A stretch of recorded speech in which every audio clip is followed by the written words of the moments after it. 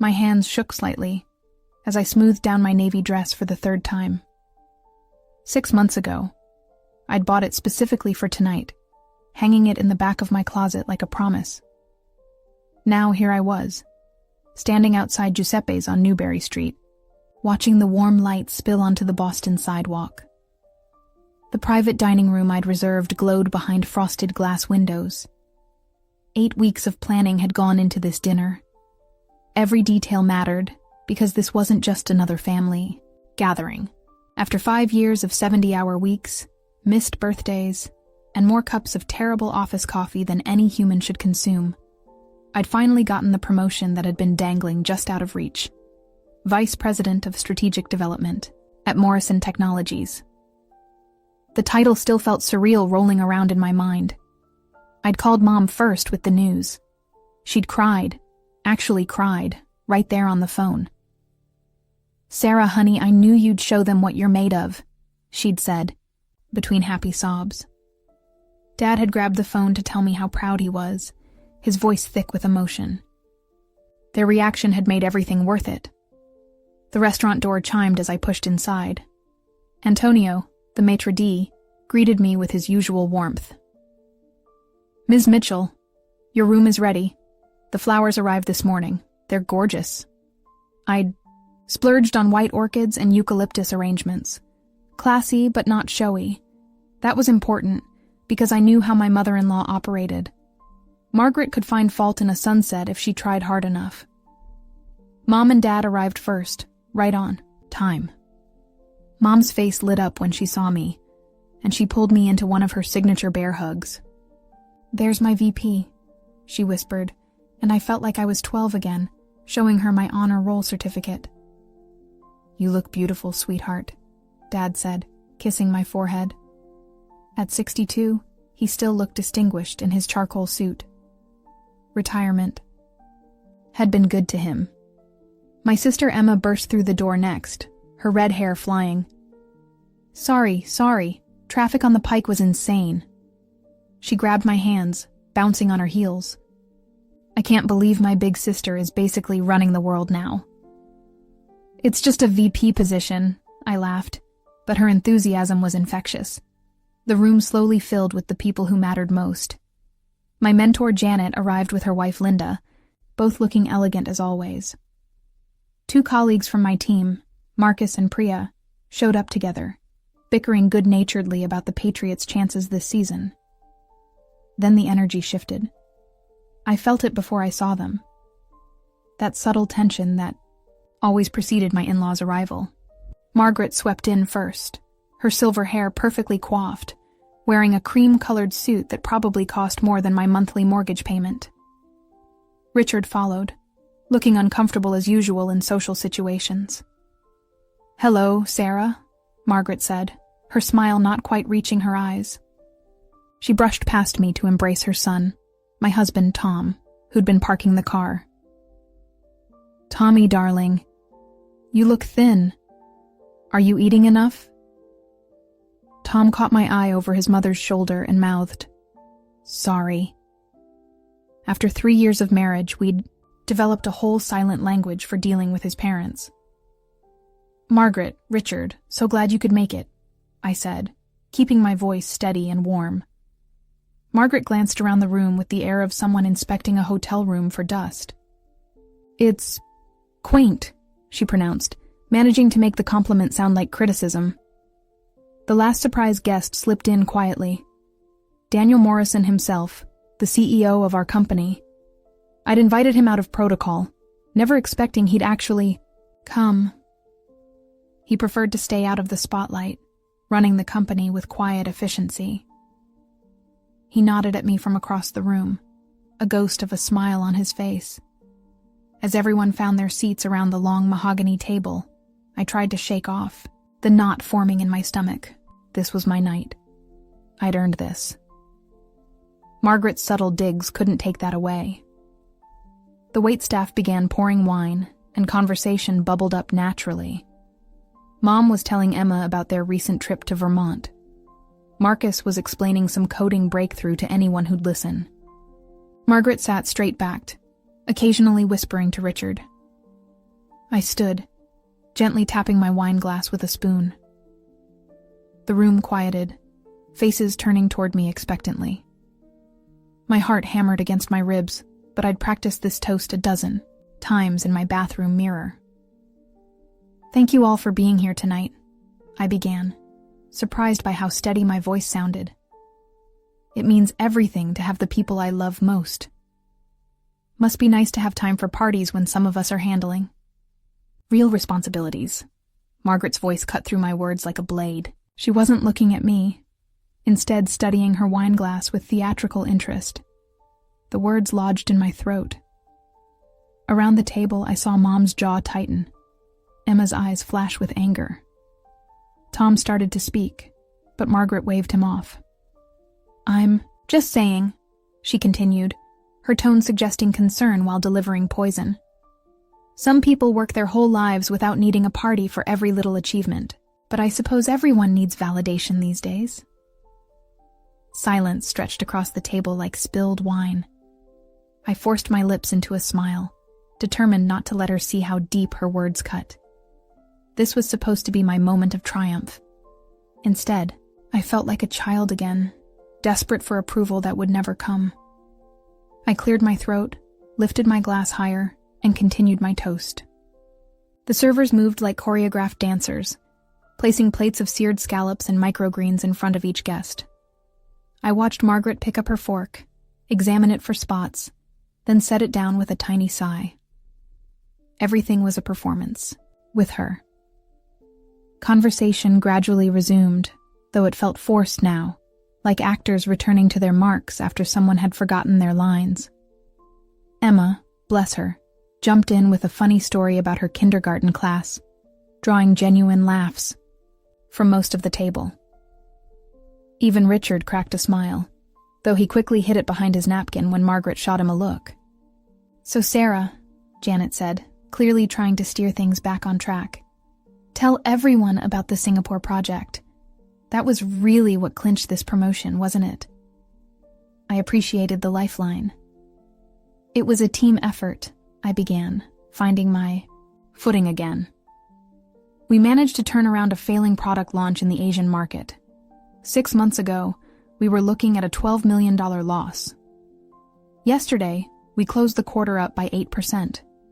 That's incredible, Priya chimed in. I remember those late nights. Sarah literally slept in her office 3 nights in a row during the critical phase. Sleeping in the office? Margaret's voice dripped with false concern.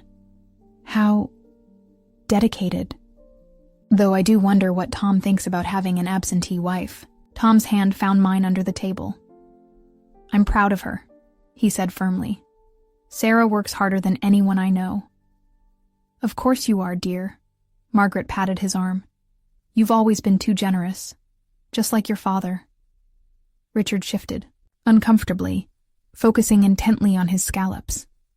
Daniel Morrison had been silent throughout dinner, observing everything with those sharp gray eyes that missed nothing.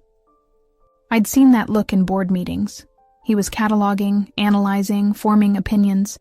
He'd ordered the salmon, eating with precise economical movements.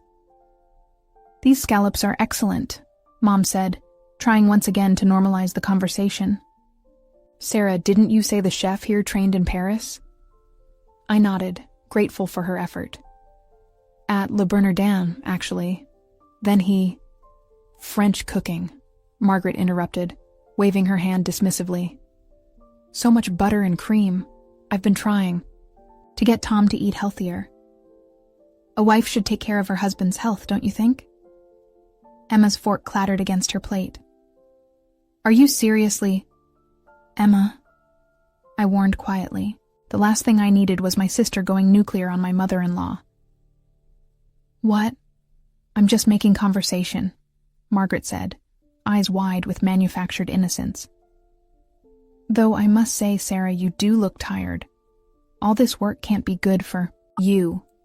Women weren't meant to carry such heavy burdens. Mom? Tom's voice carried a warning.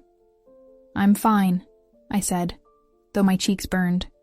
Better than fine, actually. This promotion means... Promotions come and go, Margaret said, finally meeting my eyes directly. But family? That's forever. I do hope you're not putting career ahead of giving me grandchildren. The words hit like a physical blow. We'd been trying for 2 years. The fertility treatments, the tests, the crushing disappointment month after month. She knew nothing about any of it because Tom and I had agreed to keep it private. Margaret, Richard said quietly. Perhaps this isn't the time. When is the time, Richard? She rounded on him. They've been married 3 years. At their age, they should be thinking about the future. Real accomplishments, not these corporate ladder games. I felt tears threatening and blinked them back furiously. Not here. Not now. Not in front of everyone. Marcus cleared his throat. Actually, Mrs. Mitchell, Sarah's work has directly impacted thousands of employees and their families. The Singapore project alone saved about 300 jobs. How noble, Margaret murmured, but her attention had shifted to the door where our main courses were arriving. The servers placed plates, with surgical precision. Filet mignon for most, including Margaret, who'd specified hers be cooked exactly medium rare, not a degree over. I'd ordered the duck, though my appetite had evaporated entirely. This looks wonderful, sweetheart, Dad said, shooting me an encouraging smile. He'd been uncharacteristically quiet, but I knew that look. He was furious on my behalf, but too polite to cause a scene. Tom squeezed my hand again. The duck looks perfect, he said softly. Remember that place in Prague where we had duck? On our honeymoon? I smiled despite everything. He was trying so hard to salvage this evening. With the cherry sauce, I said. You got it all over your shirt. Worth it, he grinned. Margaret's knife scraped against her plate as she cut into her steak. Prague, she mused. Another trip. You two certainly do travel a lot for people who claim to want children. This time, Tom's grip on my hand tightened. Mom, enough. I'm simply pointing out. I said enough. His voice had an edge I rarely heard. Margaret's eyebrows rose. Well, I see Sarah's influence is rubbing off on you. Such aggression. Daniel Morrison set down his fork with deliberate precision. For the first time all evening, he spoke. Mrs. Mitchell, he said, his voice calm but carrying unmistakable authority. I've been sitting here listening to you disparage one of the finest executives I've had the pleasure of working with in 30 years. The table went silent. Even the servers seemed to pause mid-motion. I beg your pardon? Margaret's voice climbed an octave. You should, he replied coolly, though I doubt you will. Margaret's mouth opened and closed like a landed fish. I'd never seen her speechless before.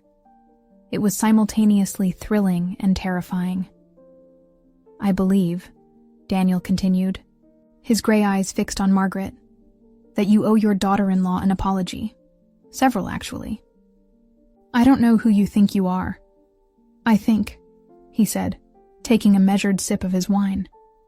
I'm someone who recognizes talent when I see it, and who doesn't appreciate watching that talent be diminished by someone who clearly doesn't understand what they're talking about. Margaret's face flushed deep red. She turned to Tom. Are you going to let this stranger speak to your mother this way? Tom looked between his mother and Daniel, then at me. Something shifted in his expression, a decision being made. He's not wrong, Mom. Tom! Margaret's voice was shrill now, the careful composure cracking. No, I'm done. Tom stood up, pulling me up with him. Sarah has worked her ass off for this promotion. She's brilliant, dedicated, and the best thing that ever happened to me. If you can't see that, if you can't be happy for her, for us, then maybe you shouldn't be here. Margaret stood as well, her chair scraping loudly against the floor. The entire restaurant seemed to hold its breath. She looked around the table, seeking allies, finding none. Even Richard avoided her gaze. That's when she played her final card. Margaret drew herself up to her full height, her cream suit jacket pulling tight across her shoulders. The careful mask she'd worn all evening finally slipped completely, revealing something ugly and desperate beneath. "You want honesty?" she spat, her voice carrying across the entire private room. "Fine. Let's be honest." My stomach dropped. Tom tried to guide her back to her seat, but she shrugged him off with surprising force. "Sarah," she said, my name like it tasted bitter. "You're nothing but a parasite living off my son's good nature.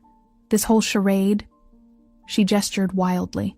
At the decorated room, the flowers, the gathered guests, this pathetic grab for attention.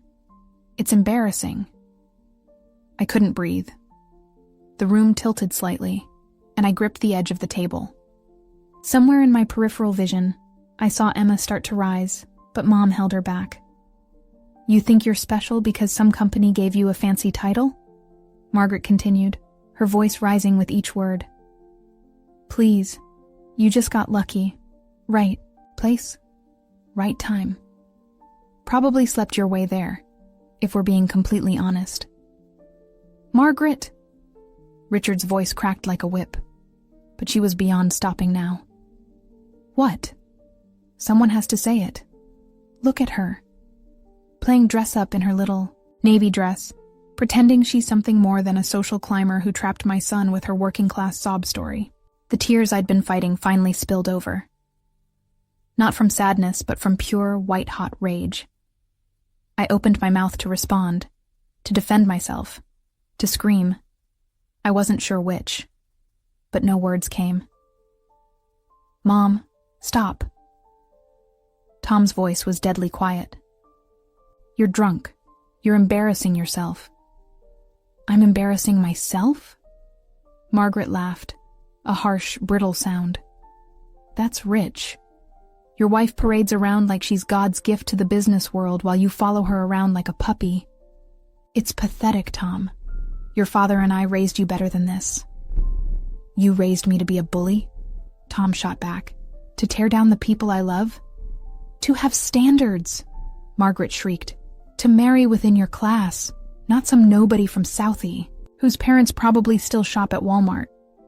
That did it. Emma shot up from her chair so fast it toppled backward. "You bitter jealous!" "Emma, no." Dad's voice cut through the chaos. He stood slowly, deliberately, fixing Margaret with a stare that could have frozen hell.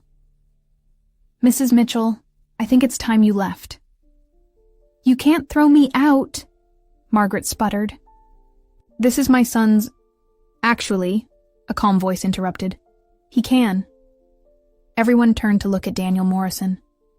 He hadn't moved from his seat, hadn't even raised his voice, but somehow commanded the room completely.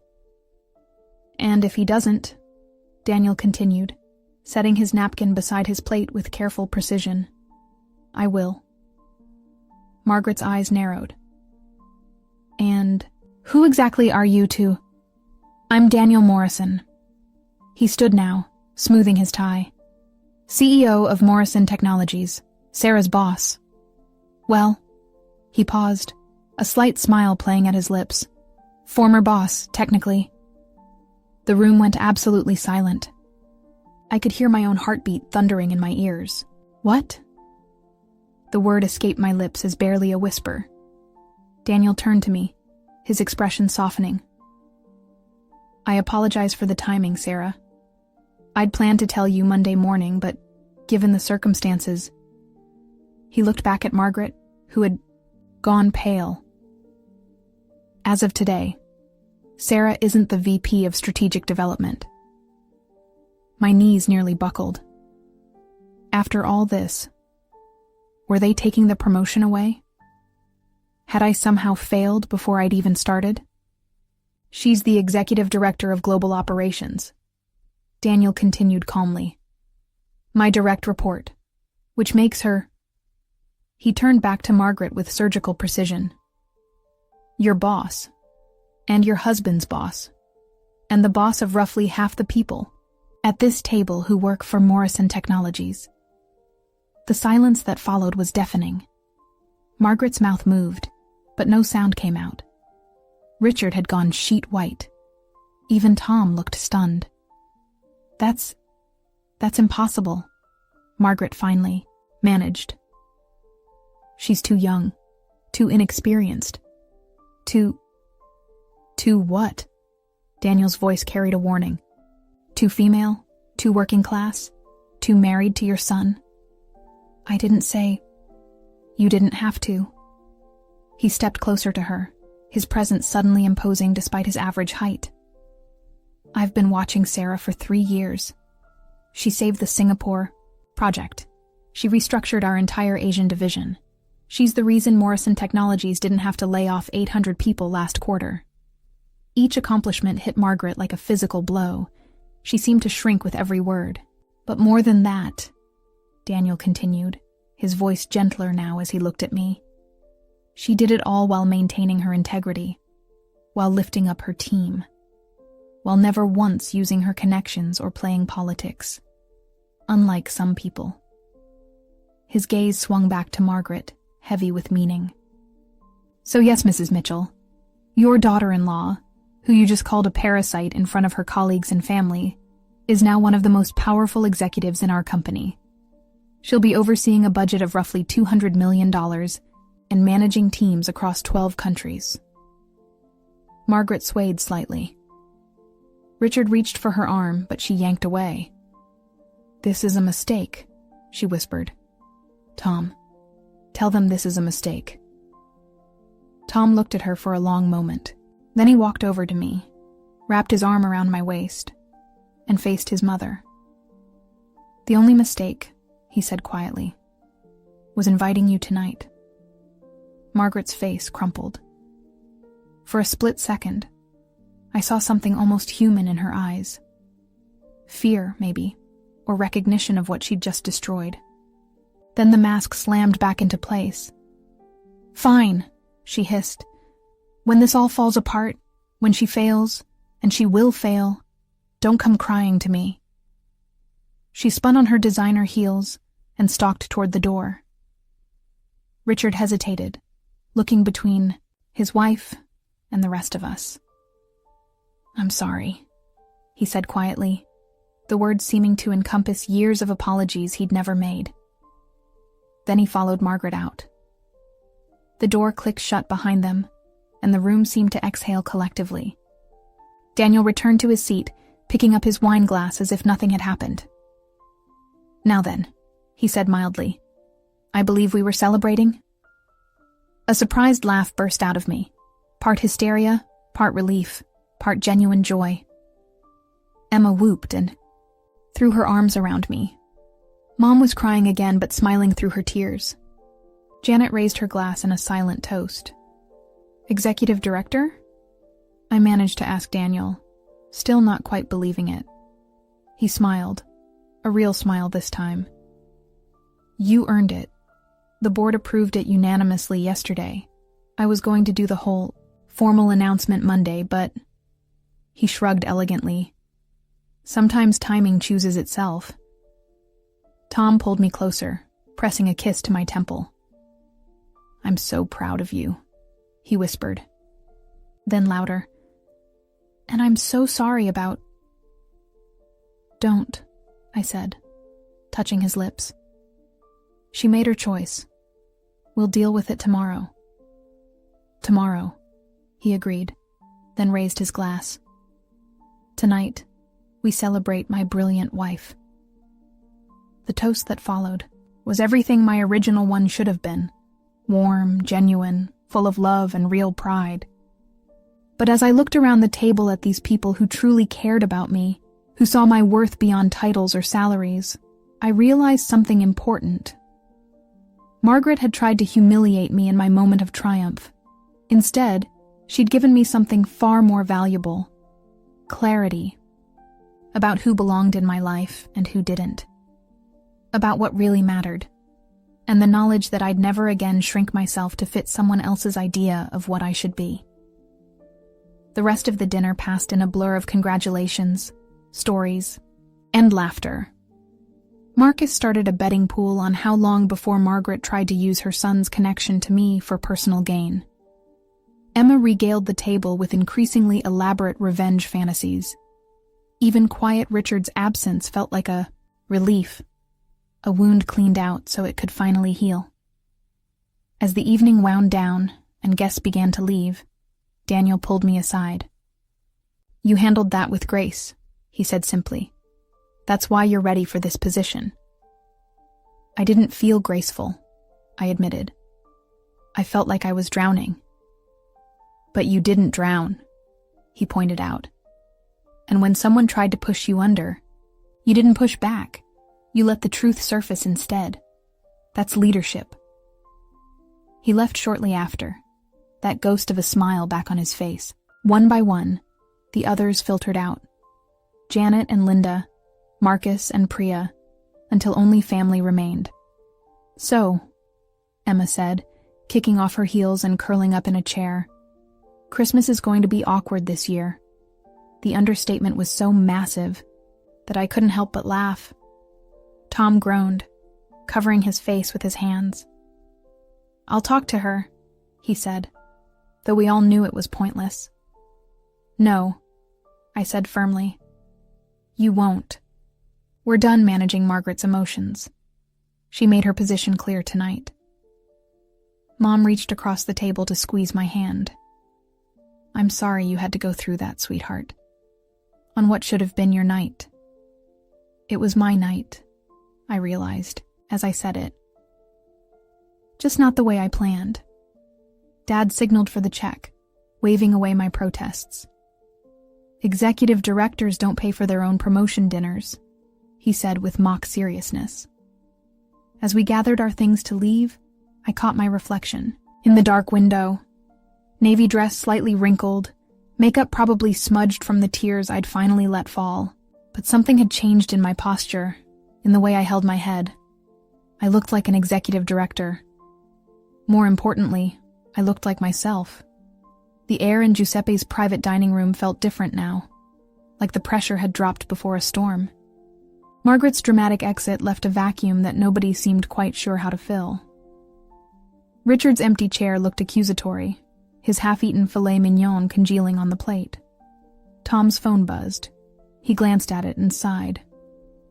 "Dad's outside with her. He says she's..." He paused, searching for words. "Upset." Emma snorted. "Upset? She just called your wife a gold-digging whore in front of her boss. She should be upset." "Emma," Mom warned, but there was no real heat in it. "What? Are we pretending that didn't just happen?" Emma's red hair whipped around as she turned to face Tom. "Your mother just tried to destroy Sarah's career. At her own promotion dinner." "I know what she did," Tom said quietly.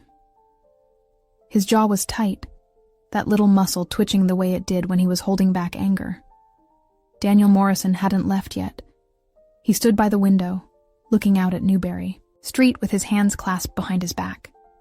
The servers hovered uncertainly near the door, unsure whether to clear plates or disappear entirely. "Perhaps," Daniel said, without turning around, "we should address the elephant in the room." Everyone looked at him, then at me. I realized they were waiting for my lead, executive director. The title felt surreal, especially now. "Mr. Morrison." "Daniel," he corrected gently, finally facing us. "We'll be working closely together. Formality seems pointless now." "Daniel," I tried again, the name feeling strange on my tongue. "I don't want this to affect your position, your reputation." He smiled slightly. "Sarah, I've been in business for 30 years. I've seen every form of corporate drama imaginable. This?" He gestured vaguely at the room. "This is nothing. Although I must admit, your mother-in-law has a certain flair for the dramatic." Tom's phone buzzed again, and again. He turned it face down on the table with more force than necessary. "She's calling you," I said unnecessarily. "I know. Maybe you should..." No. The word came out sharp. Tom ran a hand through his hair, messing up the careful style. I'm done. I've spent years making excuses for her, trying to keep the peace. But this? He looked at me, really looked at me, and I saw something I'd never seen before in his eyes. She went too far. Janet cleared her throat delicately. Linda and I should probably head out. Sarah, congratulations again. You deserve every bit of this success. She squeezed my shoulder as she passed, Linda murmuring her own congratulations. Marcus and Priya followed, both looking shell-shocked, but trying to be supportive. Marcus actually hugged me, which was surprising. He wasn't usually a hugger. Soon it was just family and Daniel, who seemed in no hurry to leave. Can I ask you something? I said to him, as he finally moved toward his coat. Of course. Did you really approve this promotion yesterday, or was that just... I struggled for the right word. Theater? Revenge? He chuckled. No, Sarah. The board signed off on Thursday. I was planning to tell you Monday morning in my office, make it official. But when I saw what was happening tonight... He shrugged. Sometimes the universe provides its own timing. Thank you, I said, meaning it. For standing up for me. You didn't have to. Yes, I did. His expression turned serious. I don't tolerate bullies, Sarah. In the boardroom or the dining room. Your mother-in-law needed to understand exactly who she was attacking, though I suspect she still doesn't quite grasp it. He left then, slipping out quietly like he'd arrived. The room felt smaller without him, more intimate, more real. So, Dad said, breaking the silence. Executive Director. The way he said it, with such quiet pride, almost broke me. I'd spent so many years trying to prove myself, to show that the girl from Southie could make something of herself. And here was my father, looking at me like I'd hung the moon. It's a big job, I said, suddenly feeling the weight of it. You'll be brilliant, Mom said firmly. You always are. Tom's phone rang, an actual call this time. We all looked at it vibrating against the white tablecloth. His mother's contact photo flashed on the screen. A picture from last Christmas, her smile, wide and fake as her pearls. Answer it, I said softly. Sarah, she's your mother. Answer it. He picked up the phone like it might bite him. Hi, Mom. I could hear her voice from across the table, shrill, demanding, playing the victim. Tom's face got progressively redder as he listened. No, Mom. No, I'm not. Mom, stop. Stop talking. He stood up, pacing to the window. I don't care what Dad thinks. I don't care what the ladies at the club will say. You humiliated my wife. You tried to destroy her reputation. In front of her boss. More shrieking from the phone. Tom held it away from his ear for a moment. Are you done? He asked when she finally paused. Good. Because I have something to say. Sarah is the best thing that ever happened to me. She's brilliant, kind, hardworking, and so far out of my league it's ridiculous. And you know what? Everyone sees it but you. I felt tears prick my eyes again, but these were different, better. If you can't respect her, if you can't be happy for her success, then we're done. I mean it, Mom. No more Sunday dinners, no more holidays, no more pretending everything's fine when you treat her like dirt. The silence on the other end was deafening. Then Margaret's voice, smaller now but still venomous. You're choosing her over your own mother? I'm choosing my wife, Tom said simply. I should have done it years ago. He hung up without saying goodbye, tossing the phone onto the table like it had burned him. When he turned back to us, his eyes were bright with unshed tears. Tom, I started, but he shook his head. Don't make excuses for her. Don't. Tell me she'll come around. She won't. He returned to his seat, taking my hand. I'm sorry it took me this long to see it. Emma raised her wine glass. Well, this calls for a toast. To Tom, for finally growing a spine. Emma! Mom protested, but she was smiling. What? It's about time. Emma's grin was wicked. And to Sarah, for being too classy to throw wine in that woman's face, because I would have. Red wine, all over that cream suit. Despite everything, I laughed. Trust Emma to find the humor in disaster. We should go, Dad said gently. It's getting late, and you've had quite a night. We gathered our things slowly, like none of us wanted to leave the safety of this room where truth had finally been spoken. Tom helped me into my coat, his hands lingering on my shoulders. Are you okay? He asked quietly. I think so, I said, leaning back against him. Are you? I will be. He pressed a kiss to my hair. We will be. Outside, Newbury Street was quiet, most of the shops dark. A few couples walked hand in hand, laughing at private jokes. Normal people having normal nights. I envied them for about 30 seconds before I realized I wouldn't trade this messy, complicated real life for anything. Mom hugged me tight at the valet stand. I'm proud of you, sweetheart. Not just for the promotion, for how you handled tonight. I didn't handle it, I said into her shoulder. I just survived it. Sometimes that's the same thing. They drove off in Dad's sensible Honda, Emma following in her beat-up Civic after, threatening to egg Margaret's house. She was kidding, probably. Tom and I waited for our car in comfortable silence. His phone had finally stopped buzzing, though I knew this was far from over. Margaret didn't give up easily. There would be flying monkeys, his Aunt Carol, his cousin Jennifer, all the relatives, who'd be deployed to guilt him into apologizing. She'll try to use this against you at work, Tom said, reading my mind.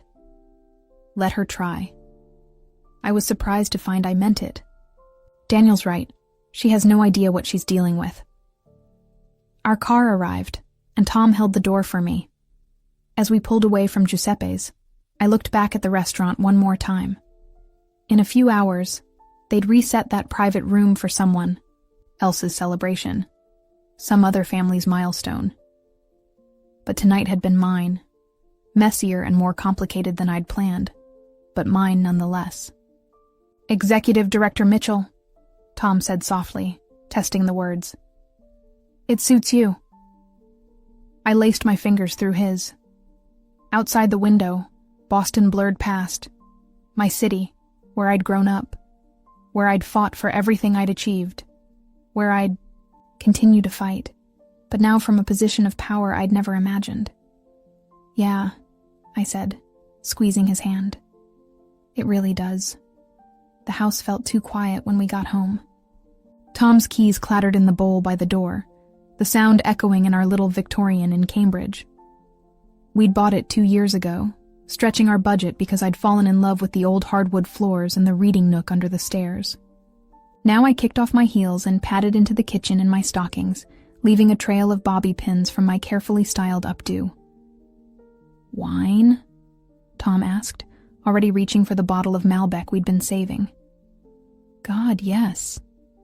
He poured generous glasses while I opened the back door to let Chester out. Our golden retriever bounded into the yard, blissfully unaware of human drama.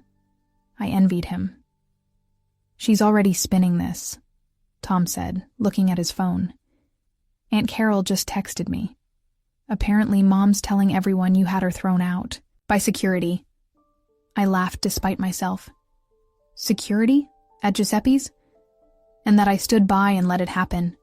That you've turned me against my family. He deleted the message without responding. Jennifer's already called twice. I took a long sip of wine, letting it warm my throat. Are you okay? Really?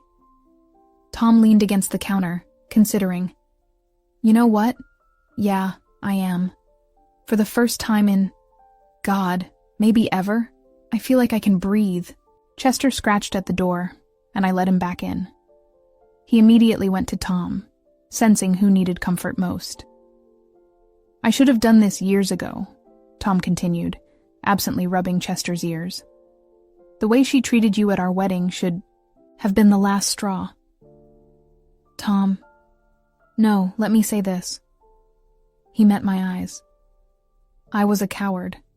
Every snide comment, every backhanded compliment, every time she made you feel small, I saw it all. And I chose to keep the peace instead of protecting you.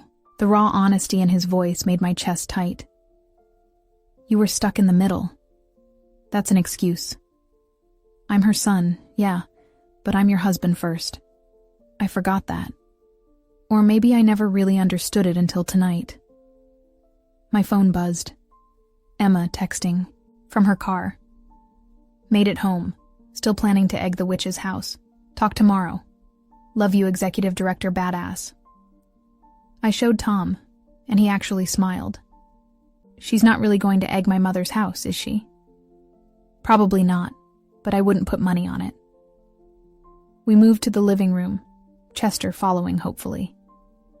I curled up on the couch, tucking my feet under me.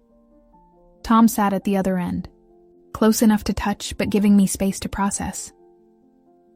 Daniel stayed so late, I said. That wasn't normal, was it? None of tonight was normal. Tom swirled his wine thoughtfully. But no, CEOs don't usually hang around for the floor show at employee dinners. He could have announced my promotion any time, Monday morning, like he planned. But he chose that moment. I replayed the scene in my head. Daniel's calm voice cutting through Margaret's venom, the surgical precision of his timing. He protected you, Tom said simply. Not just from Mom, but from anyone who might have questioned your promotion later. Now everyone knows you have his full backing. My phone rang. The caller ID made my stomach flip. Daniel Morrison. It's him, I told Tom, who made a go-ahead gesture. Hello? Sarah, I apologize for calling so late. Daniel's voice was softer on the phone, less commanding. I wanted to check that you made it home safely. Yes, thank you. And thank you for earlier. For everything. A pause. I owe you an apology. I should have handled that differently. Using your promotion as a weapon wasn't entirely professional. But it was effective, I said. Indeed. I could hear the smile in his voice. Your mother-in-law has a remarkable talent for bringing out the petty in people. Even me, apparently. She has that effect. Sarah, I want you to know that everything I said tonight was true. You earned this position on merit alone. The board was unanimous. The timing was unfortunate, but the decision was made long before tonight's drama. I know, I said, though hearing it again helped. Good. I'll see you Monday morning. We have a lot to discuss about your new role. And Sarah, don't let tonight overshadow what this promotion means. You're going to do extraordinary things. After we hung up, I stared at the phone for a moment. Executive Director of Global Operations. The title still felt foreign, like wearing someone else's clothes. That was nice of him to call, Tom observed. He's not what I expected. In the office, he's so contained. Tonight was different. Everyone's different when they're defending something they believe in. Chester whined and nudged my hand. I scratched behind his ears automatically, thinking about Tom's words. Like you did tonight? That was long overdue. Tom moved closer, pulling my feet into his lap. I need to call Dad tomorrow. See how he's doing. This can't be easy for him either. Your dad's always been decent to me. He's spent 40 years letting her run everything. It's just easier that way, he says. But I'm not doing that to you. Not anymore. We sat in comfortable silence for a while. The only sounds Chester's contented sighs and the occasional car passing outside. My phone lit up with messages, Congratulations, from colleagues who'd been at dinner, questions from others who'd already heard through the company grapevine. I'd deal with them tomorrow. Should I be worried? I asked eventually. About her trying to sabotage me at work. Tom considered this. She'll try. She'll call in favors, spread rumors, do her whole poison routine. But honestly, after tonight, I think she's got bigger problems. Daniel Morrison doesn't strike me as someone who forgets, or forgives. That sounds ominous. Realistic. Mom's spent years cultivating her image as this connected society maven. Having the CEO of Morrison Technologies publicly dress her down? That's social suicide in her world. I don't want to hurt her, I said, meaning it. I just want her to leave us alone. That might be the same thing for her. Tom's hands worked on my feet, finding all the sore spots from my heels. Her entire identity is wrapped up in being the mother who knows best, the social queen bee, the woman with all the connections. Tonight stripped all that away. My phone buzzed again. This time it was Janet. Drinks Thursday to celebrate properly? Without the floor show this time. Linda says she's never seen anything like tonight. You handled it like a champion. I showed Tom, who chuckled. At least you'll have good stories for the company Christmas party. Oh God, I'll have to face everyone. They saw you maintain dignity while someone tried to destroy you. They saw your boss defend you. They saw your husband choose you. That's not embarrassing, Sarah. That's powerful. Chester jumped onto the couch between us, clearly deciding we'd had enough human conversation. We adjusted around him, Tom's arm, finding its way around my shoulders. I'm proud of you, he said quietly. Not just for the promotion, for surviving tonight, for being gracious when Mom didn't deserve it, for being you. I turned to kiss him, tasting wine and promise.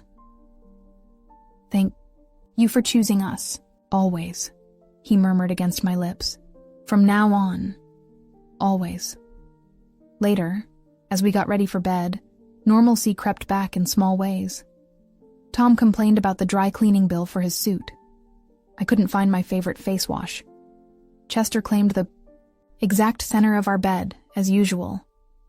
But everything had shifted. I could feel it in the space between us. Not distance, but a new kind of closeness. We'd been tested tonight. Not just as individuals, but as a unit. And we'd held. Think she'll call tomorrow? I asked as Tom turned out the light. Probably. But I won't answer. What about Christmas, Thanksgiving, family events? We'll figure it out. Or we won't. Either way, we're done managing her emotions. In the darkness, I found his hand. I love you. I love you too. Executive Director Mitchell. I smiled into my pillow. That's gonna take some getting used to. You've got time. Starting Monday. Monday. In 2 days, I'd walk into Morrison Technologies not as a VP, but as someone who reported directly to the CEO. Someone with real power to make changes. To impact lives and careers. The thought was thrilling and terrifying in equal measure. Tom? Do you think I'm ready for this? He pulled me closer, Chester grumbling at being disturbed. Sarah, you've been ready for this for years. The only person who didn't know it was you. I thought about that as sleep started to claim me. Maybe he was right. Maybe tonight, despite all its ugliness, had shown me something important. Not just about Margaret or Tom or even Daniel Morrison, but about myself. I'd been tested by fire and hadn't melted. I'd stood there, taking hit after hit, and stayed standing. And when someone finally stood up for me, I hadn't fallen apart with relief. I'd kept my composure, my dignity, my sense of self. Maybe that's what being ready really meant. Monday morning arrived with a September crispness that made Boston feel fresh and full of possibility. I stood in front of my bedroom mirror at 6 a.m., Chester watching from his bed as I held up 2 blazers. Navy or charcoal? Executive director seemed to call for charcoal. Big day, Tom said from the doorway, already dressed for his own job at the architectural firm. He'd made coffee, the good stuff from the place in Harvard Square, and handed me a mug. Terrified, I admitted, taking a grateful sip. You'll be brilliant. He kissed my temple. Dad called, by the way, while you were in the shower. I raised an eyebrow. And? He's staying at the Marriott downtown. Has been since Saturday night. Tom's expression was carefully neutral. Said he'll call you later to apologize properly. Richard had left Margaret? I filed that away to process later. Right now, I had bigger things to focus on. Morrison Technologies occupied a gleaming tower in the financial district, all glass and steel ambition. I'd walked through these doors thousands of times over the past 5 years, but today felt different. The security guard, Marcus, different Marcus, not from my team, did a double take as I swiped my badge. Morning, Ms. Mitchell. Heard congratulations are in order. News traveled fast. Thanks, Marcus. The elevator ride to the 40th floor had never felt longer. When the doors opened, I nearly walked to my old office out of habit before remembering. Executive directors had offices on 42, the executive floor. The floor where I'd only been for quarterly presentations and nerve-wracking performance reviews. Sarah! My assistant, former assistant, Jenny, jumped up from her desk. Oh my God, I heard about Friday night, and the promotion. Everyone's talking about it. Great. Morning, Jenny. Is it that bad? She bit her lip. Define bad? I mean, the story's gotten a bit embellished. Apparently, someone threw wine. Nobody threw anything, I said firmly. Just a family disagreement that got out of hand. Well, whatever happened, Daniel Morrison's assistant called. You're wanted on 42. And Sarah? Jenny's eyes sparkled. Knock 'em dead up there. The executive floor was quieter than the rest of the building, all thick carpets and hushed conversations.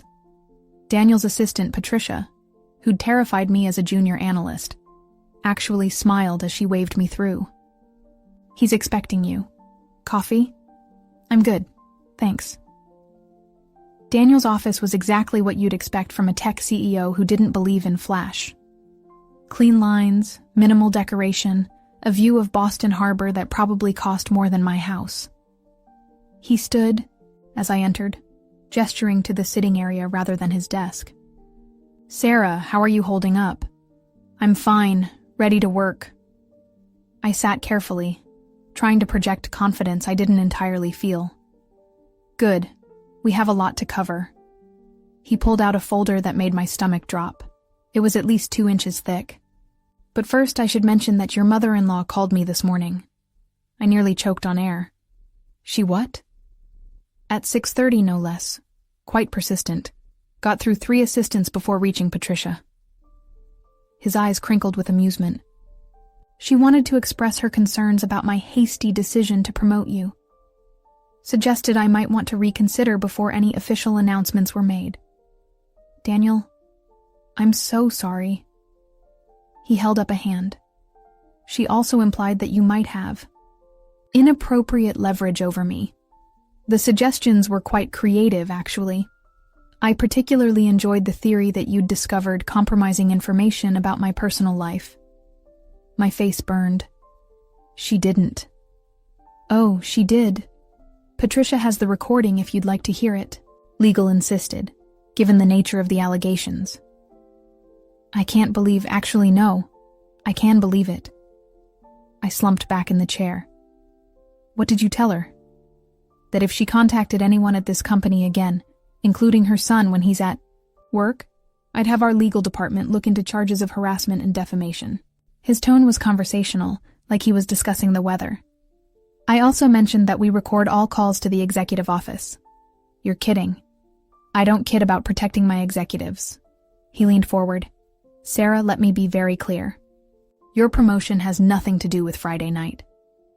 but Friday night confirmed that I made the right choice.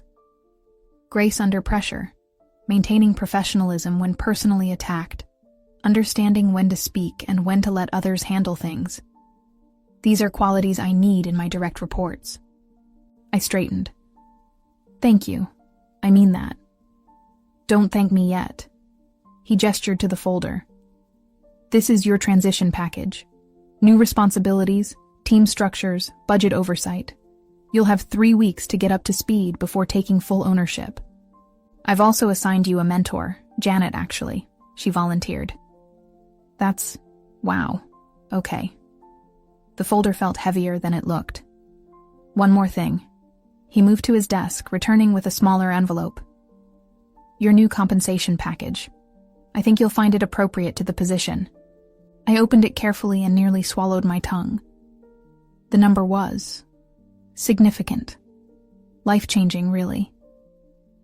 That's very generous. That's market rate for the position, plus the adjustment for the expanded scope we're giving you. Don't sell yourself short, Sarah. That's lesson 1. We spent the next 2 hours going through my new responsibilities. I'd be overseeing not just Asian operations now, but our entire global expansion strategy. 12 direct reports, 4 international offices, a budget that made my head spin. Questions? Daniel asked finally. Hundreds, but I'll figure them out. I know you will. Patricia will show you to your new office. Senior staff meeting is at 2. You're first as part of the executive team. I stood to leave, then paused. Daniel? Why did you really stay so late Friday night? He considered the question. I almost didn't come at all. Corporate social events aren't really my thing. But something told me I should be there. He smiled slightly. Call it intuition. Or maybe I just wanted good Italian food. Either way, I'm glad I was there. My new office was 3 doors down from Daniel's, with the same harbor view and twice the space of my old one. A nameplate already sat on the desk. Sarah Mitchell, Executive Director, Global Operations. I sank into the leather chair, my chair, and called Tom. How's the corner office? He asked without preamble. No corner, but the view's incredible and terrifying. Tom, the responsibility. You've got this. Oh, and Mom called me 3 times. She called Daniel too, at 6:30 this morning. Jesus. A pause. What did she want? To get me fired, essentially. He threatened legal action if she doesn't stop. Good for him. I blocked her number, by the way. And Aunt Carol's. And Jennifer's. It's quite peaceful, actually. Jenny appeared in my doorway with a plant. A small orchid in a silver pot. Housewarming gift, she said shyly. For the new office. It's beautiful. Thank you. After she left, I spent an hour just reading through my transition package. The scope was enormous, but exciting. Real power to make changes I'd been advocating for years. The authority to build something meaningful. At noon, Janet knocked and entered without waiting. Look at you. All executive and intimidating. Intimidating? I'm terrified. Good. Terrified means you understand the scope. Cocky would worry me. She sat across from me, studying my face. How are you, really? Friday was intense. It was. But in a weird way, I'm glad it happened. Everything's out in the open now. No more pretending. And Tom. He's been amazing. Finally standing up to her. His dad left her, apparently. He's in a hotel downtown. Janet whistled low. The empire crumbles. Good riddance, I say. That woman's been a poison pill for years. You knew? Honey, everyone knew. We just couldn't say anything. But watching her try to destroy you at your own celebration. Janet's expression hardened. That crossed every line. The senior staff meeting was in the main conference room, 20 executives around a massive table. I recognized most faces, but had never been at the table with them. CFO, CTO, heads of various divisions. all looking at me with curiosity and, I hoped, respect. Daniel introduced me briefly, then moved on to business. I took notes, contributed when I knew the topic, stayed quiet when I didn't, learning the rhythm of this new level. Afterward, the CFO, Samantha Chen, pulled me aside. "Heard you had quite the promotion dinner." I tensed, but her smile was warm. "Family drama. You know how it is." "I do, actually. My mother-in-law once told me I was too ambitious for a woman at my wedding reception." She laughed. "Now I control a budget bigger than the GDP of some small countries. Funny how things work out." The rest of the week blurred together. Meetings with my new teams, transitioning my old responsibilities, learning systems and processes I'd only seen from the outside. Every night, I came home exhausted but exhilarated. Margaret tried everything. Calls to HR, blocked by legal. Emails to board members, ignored. Even showing up at the building, escorted out by security. Each attempt made her look more desperate, more unhinged. "Dad moved back home," Tom told me Thursday night. "But they're sleeping in separate rooms. He says she's barely speaking to him." "I'm sorry," I said, meaning it. Despite everything, I didn't want to destroy Tom's family. "Don't be. This has been building for years. You were just the catalyst." Friday afternoon, I stood in my office looking out at the harbor. 1 week since the dinner. Since everything changed. My desk was covered in reports, my calendar full of meetings that actually mattered. The orchid from Jenny sat on the windowsill, a spot of color against all the corporate gray. My phone buzzed. A text from Emma. "Drinks tonight to celebrate your first week as corporate overlord? Promise no family drama, just sisters and wine." I smiled, typing back. "Yes, God, yes." Another buzz, this time from a number I didn't recognize. "Sarah, this is Richard. I wanted to apologize for last Friday and for Margaret's behavior since. You deserved none of that. I hope someday you'll forgive my cowardice in not speaking up sooner. You're a remarkable woman, and my son is lucky to have you. I'm proud to call you daughter-in-law." I stared at the message for a long moment, then saved the number. Maybe there was hope for some relationships after all. "Ready for the partner meeting?" Patricia's voice from my doorway.